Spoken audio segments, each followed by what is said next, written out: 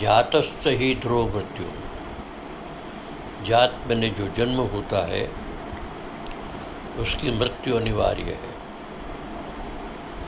मृतस्य जन्म अनिवार्य है,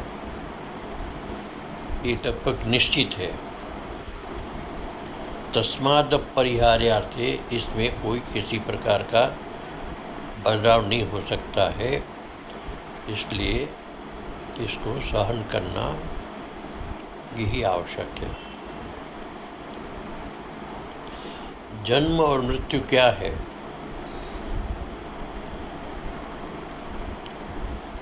कर्म के अनुसार मनुष्य को जन्म मिलता है और कर्म के अनुसार ही मनुष्य संसार में भोग भोगता है।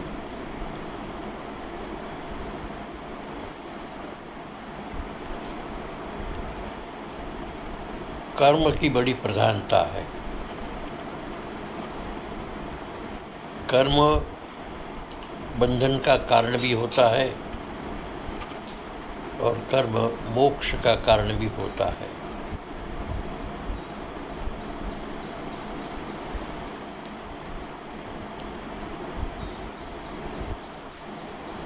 योग दर्शन में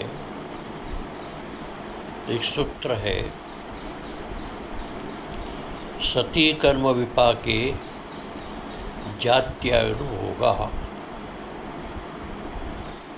जीव जब मृत्यु को प्राप्त होने वाला होता है तो उस समय जब वो छोड़ता है अपने शरीर को, पुराने शरीर को, और नए शरीर में जाने का प्रयास करता है, तो परमात्मा की ओर से 3 प्रकार की स्थिति उसकी बनती है। कर्म विभाग, प्रारब्ध कर्म भोगने के बाद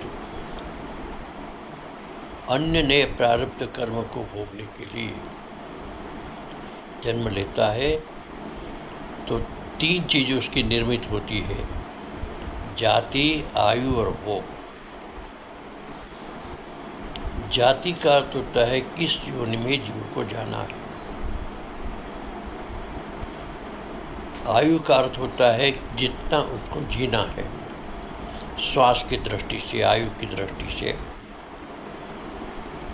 और भोग का अर्थ होता है किससे कितना सुख प्राप्त करना है और किससे कितना दुख प्राप्त करना है, ये उसका भोग है। मनुष्य तब तक पृथ्वी पर रहता है जब तक उसको दूसरों से भोग लेना है, या सुख देना है या सुख लेना है। सुख दुख का हिसाब जब समाप्त हो जाता है तो उस व्यक्ति से उसका संबंध विच्छेद हो जाता है, मृत्यु को प्राप्त होता है या उससे बहुत दूर चला जाता है। मनुष्य कर्म करने में स्वतंत्र है। अपने विवेक से, अपनी समझ से, धर्मशास्त्र में बताए हुए नियमों से सोच समझ करके अच्छा कर्म करता है तो उसको पुण्य मिलता है। वासनाओं से वशीभूत होकर धर्म की राह पर न चलते हुए अधर्मात्मक कर्म करता है तो फिर कालांतर में उसको दुख रूप फल प्राप्त होता है। ये सुख और दुख भोगने के लिए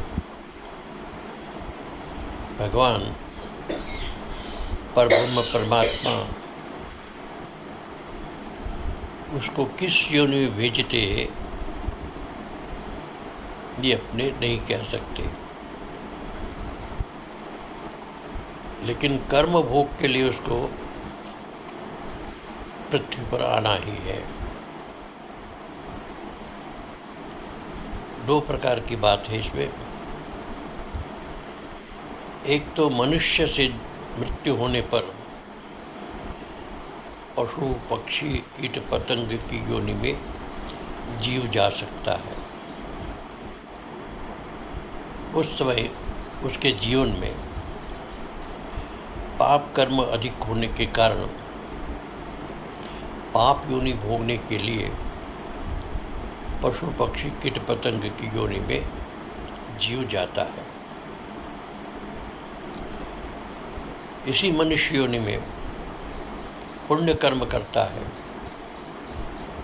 और पुण्य भी दो प्रकार के कर्म होते हैं। एक पुण्य होता है निष्काम कर्म, और एक पुण्य कर्म होता है सकाम कर्म। सकाम कर्म जब करता है तो उसमें किसी भी प्रकार का अच्छा काम करता है, उस कर्म के पीछे उसे कुछ पाने की इच्छा होती है, कुछ लेने की इच्छा होती है, और वो कर्म जो उसमें विनियोग हो जाता है। कर्म उस प्रकार का फल दे करके कर्म की इति हो जाती, कर्म समाप्त हो जाता है। लेकिन निष्काम कर्म है, कर्म करता है, उस कर्म के बदले में किसी प्रकार की कोई इच्छा नहीं रखता, केवल कर्तव्य बुद्धि से कर्म करता है। मेरे को मनुष्य जन्म मिला है, और मनुष्य जन्म जो है निस्वार्थ निष्काम भाव से कर्म करने के लिए मिला है, तो मुझे अपने कर्तव्य के अनुरूप कर्म करना है। फल की किसी प्रकार की कोई इच्छा नहीं। यद्यपि जीवन में आवश्यकता के अनुरूप फल की प्राप्ति होती है, लेकिन जो इच्छापूर्वक कर्म करता है उसका कर्म एक प्रकार से नष्ट हो जाता है,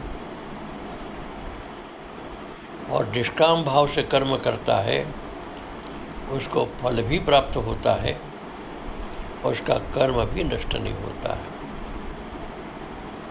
वह कर्म एक प्रकार के संचित कर्म होता है। निष्काम करते करते करते आप अपने जीवन को अत्यंत पवित्र कर देते हैं,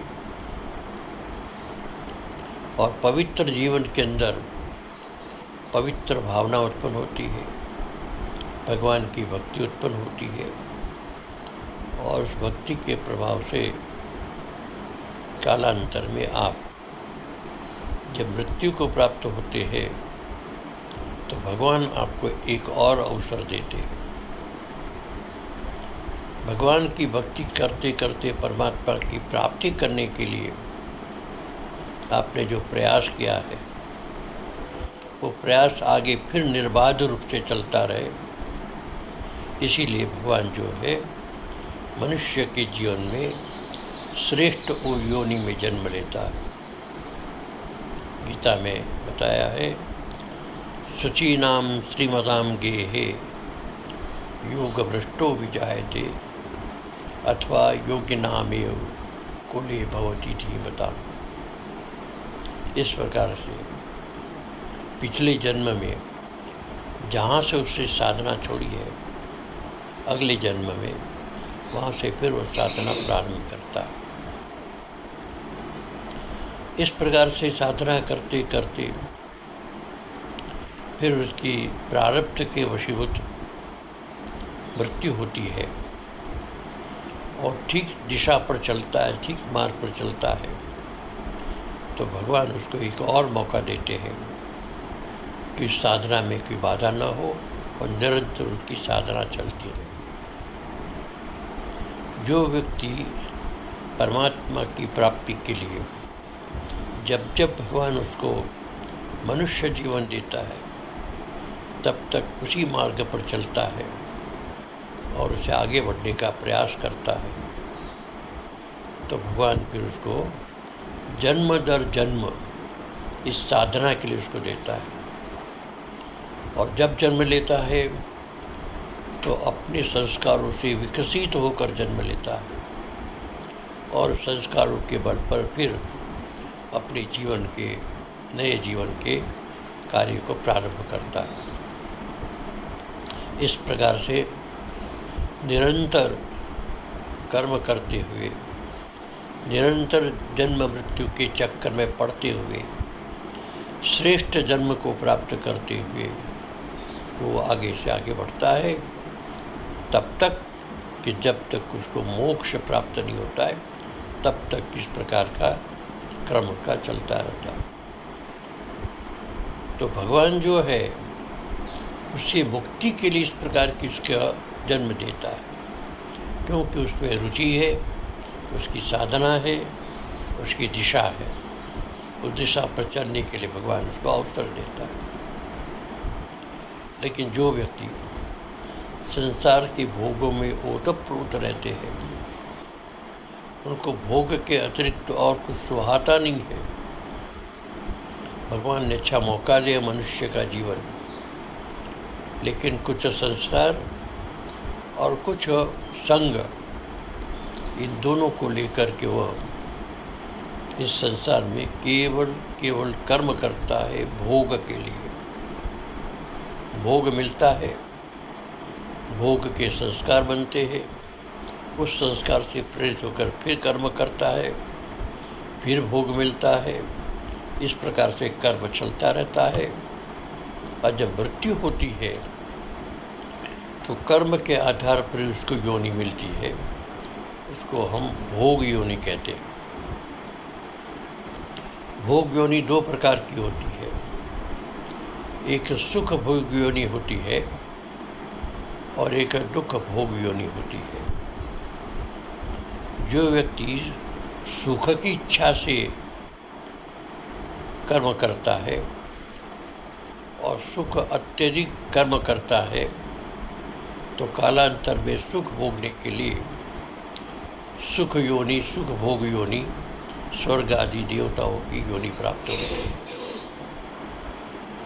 और भोग भोगने के लिए अनेक प्रकार के दुष्कर्म करता है और उसे भोग प्राप्त होती है, भोग भोगता है और उसी प्रकार के भोग के संस्कार पड़ते हैं।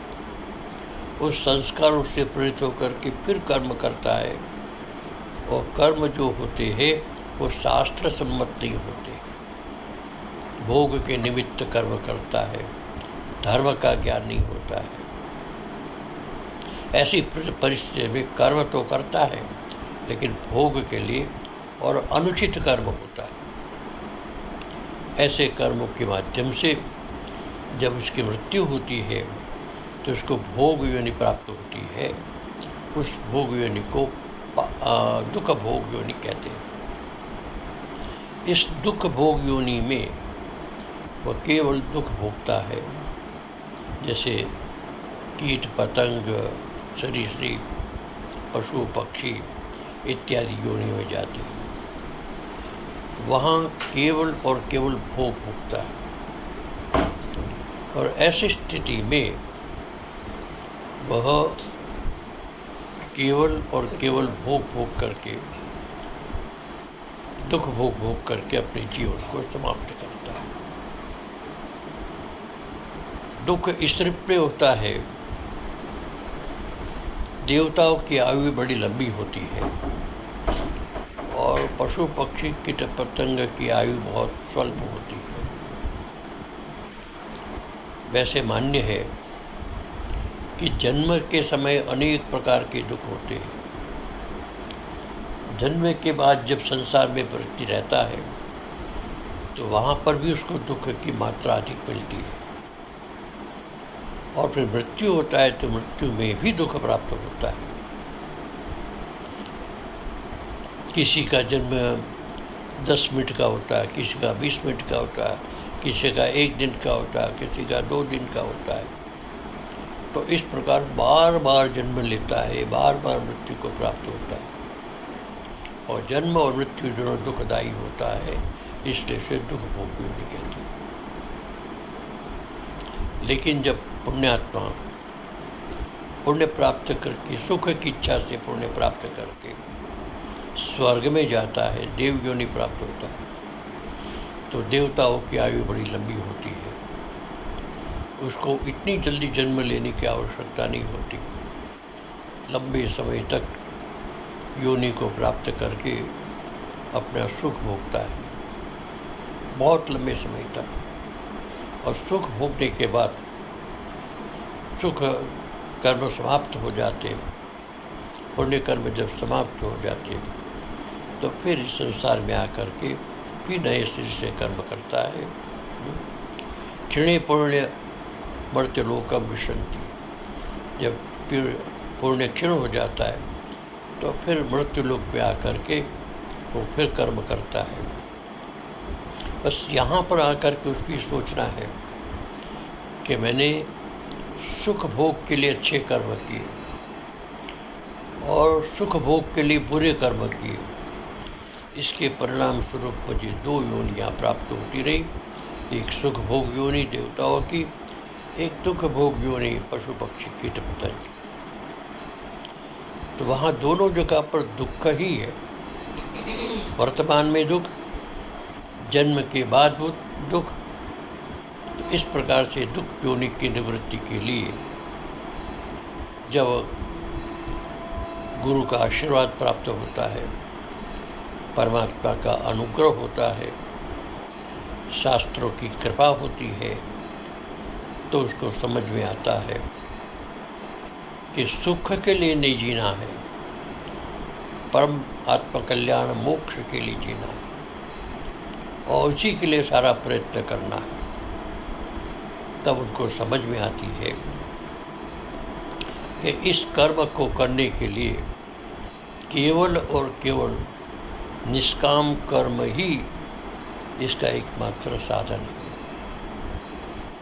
जन्म लेकर के जहाँ तक हो सकता है परिश्रम करता है, किसी भी रूप में परिश्रम करता है। परिश्रम से प्राप्त होने वाला फल वो स्वयं उपभोग न करके दूसरों को उस परिश्रम का फल देता है।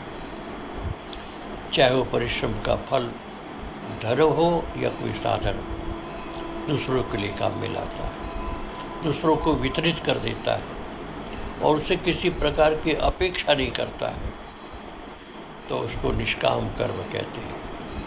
इस प्रकार जब निष्काम कर्म के मार्ग पर चलता है तो उसका अंतःकरण पवित्र होता है, संस्कार उसके परिवर्तित होते हैं और संस्कारों के आधार पर अच्छे से अच्छे कर्म करते हैं। बार बार उसको कर्म करने की प्रवृत्ति होती है तो शुभ कर्म ही करता है और उस कर्म के पीछे किसी प्रकार की वासना नहीं होती। केवल आत्मकल्याण, केवल जन कल्याण होता है। जन कल्याण भी आत्मकल्याण है। हम दूसरे के कल्याण के लिए कर्म करते हैं, दूसरा ही हमारा आत्मा है, उसका कल्याण हमारा कल्याण है। इस दृष्टि से वो एक ही जन कल्याण या आत्मकल्याण। आत्मकल्याण करेगा तो भी उसका आत्मा का फल है और जन कल्याण करेगा उसमें भी उसको अपने आप में आत्मशुद्धि हो। इस प्रकार कर्म करते करते वह अंतःकरण शुद्ध करता है और कालांतर में भगवान उसको अच्छी से अच्छी योनि देते हैं जहाँ पर वो अपनी साधना निर्बाध रूप से कर सके। तो इस प्रकार साधना करते करते जीव जब अंत है मुक्ति को प्राप्त होने योग्य हो जाता है, अर्थात सब प्रकार के कर्म धुल जाते हैं। निष्काम कर्म के माध्यम से इतनी वासनाएं जल जाती, समाप्त हो जाती है, संस्कार समाप्त हो जाते हैं, तो मुक्ति की तरफ अग्रसर होता है। फिर वहाँ पर छिद्यते हृदय ग्रंथि, ये कर्म सारे उसके शिथिल हो जाते हैं और वो केवल और केवल निर्लुप्त सब प्रकार से वासना से होकर मुक्त हो जाता है। भिद्यते हृदय ग्रंथि छिद्यन्ते सर्व संशया क्षीयन्ते चास्य कर्माणि तस्मिन् दृष्टि परावरे। उस परावर की, उस परमात्मा की अनुभूति होती है तो सब प्रकार के हृदय की ग्रंथि छिन्न भिन्न हो जाती, सारे संशय समाप्त हो जाते हैं और सारे कर्म भस्मीभूत हो जाते हैं। वो कर्म कभी दोबारा फल देने के लिए उन्मुख नहीं होते हैं, इसलिए उसको दोबारा जन्म लेने की भी जरूरत नहीं पड़ती है। ऐसा जीवन का एक स्वरूप बन जाता है निष्काम कर्म। इसलिए मनुष्य को चाहिए कि जितना भी कर्म करे कृष्णार्पण कर दे, जो भी कर्म करे उसका फल मिले तो लोकार्पण कर दे, लोगों में वितरण कर दे। इससे मनुष्य का जीवन पवित्र होता है।